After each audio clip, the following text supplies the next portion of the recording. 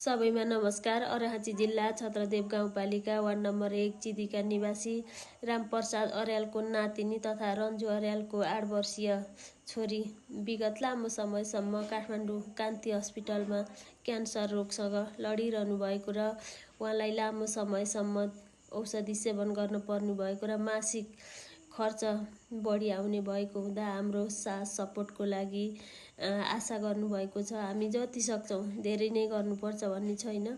हस्पिटलमा तडपिरहेको नानीलाई देख्दा हाम्रो आफ्नै छोराछोरी जस्तै सम्झेर हामीले थोरै धेरै सय गर्दा हजार गर्दा लाख हुन्छ भने हामी सबैले जति सक्छौँ आफ्नो ठाउँबाट जति सक्नुहुन्छ सबैले सहयोग गरिदिनु हुन विनम्र अनुरोध गर्दछौँ।